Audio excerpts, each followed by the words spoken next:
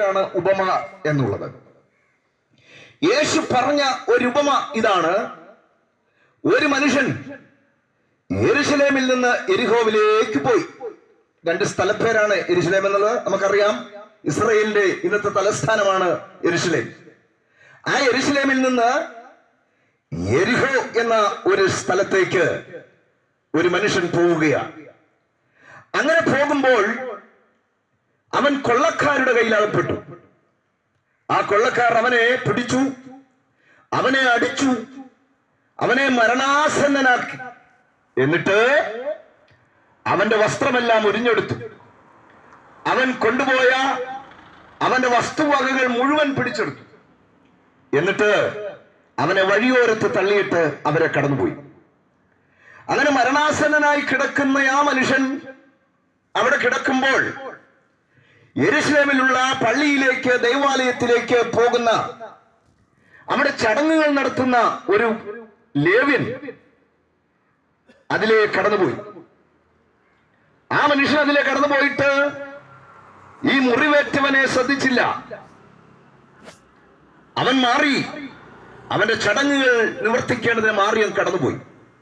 തൊട്ടുപുറകെ പൗരോഹിത്യ വസ്ത്രം ധരിച്ച അതേ പള്ളിയിലേക്ക് പോയ ഒരു പുരോഹിതനും കടന്നു വന്നു.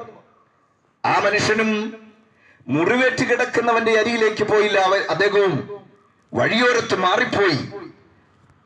അദ്ദേഹവും കടന്നുപോയി. അങ്ങനെ കടന്നു പോകുമ്പോൾ മരണാസന്നായി കിടക്കുന്ന മനുഷ്യനെ ശ്രദ്ധിക്കുവാൻ ആരുമില്ല. മൂന്നാമതായി ആ വഴി പോയത് ഒരു ശമരിയക്കാരനാണ്. ശമരിയ എന്നുള്ളത് ഒരു സ്ഥലപ്പേരാണ്. ആ ശമരിയിൽ പാർക്കുന്ന ഒരു മനുഷ്യൻ പോയി എന്നാണ് യേശു പറഞ്ഞത്.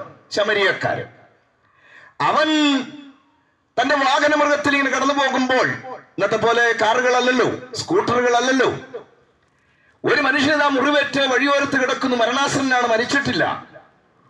അവൻ തന്റെ വാഹനമൃഗം നിർത്തിയിട്ട് അതിൽ നിന്ന് താഴെ ഇറങ്ങിയിട്ട് ഒരു കാര്യം ചെയ്തു. അവനെ വാരിയെടുത്തിട്ട് അവന്റെ മുറിവുകളെല്ലാം കഴുകി അതിലെല്ലാം എണ്ണ പുരട്ടി, അന്നത്തെ മരുന്നായിരിക്കാം. എന്നിട്ട് അവനെ വാരിയെടുത്തൊരു സത്രത്തിലേക്ക്, അഥവാ ഒരു ആശ്വാസം പ്രാപിക്കുന്ന ഒരിടത്തേക്ക് കൊണ്ടുപോയി ആക്കി. എന്നിട്ട് അവനുള്ള സകലതും അവിടെ കൊടുത്ത് ആ ശമരിയക്കാരൻ യാത്രയായി. എന്നിട്ടൊരു ചോദ്യം ചോദിക്കുകയാണ്, ഇവരിൽ ആരാണ് ഈ മൃതാസന്നനായി കിടന്ന, മരണാസന്നനായി കിടന്ന മനുഷ്യന് സ്നേഹിതൻ? കേട്ടവർ പറഞ്ഞു, അവനെ വാരിയെടുത്തവൻ. ഇതാണ് യേശു ക്രിസ്തു പറഞ്ഞ ആ ഉപമ എന്നുള്ളത്. ഇതിൽ നിന്നുകൊണ്ട് ചില കാര്യങ്ങൾ നാം ഒന്ന് ചിന്തിക്കേണ്ടതുണ്ട്.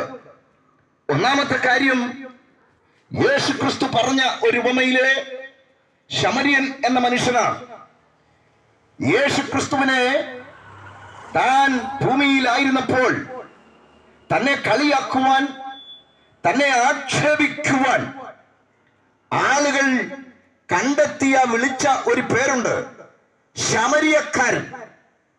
അങ്ങനെ വിളിക്കാൻ ഒരു കാരണം കൂടെ പറയാം. ഈ യഹൂദന്മാർ അഥവാ ഇസ്രായേലിൽ പാർക്കുന്ന ഇന്നത്തെ ആളുകൾ, ഇത് 2000 മുമ്പത്തെ കാര്യമാണേ.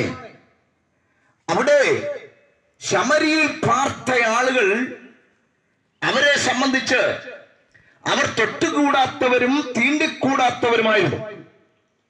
എന്ന് പറഞ്ഞാൽ അയിത്തം കൽപ്പിച്ച ആളുകൾ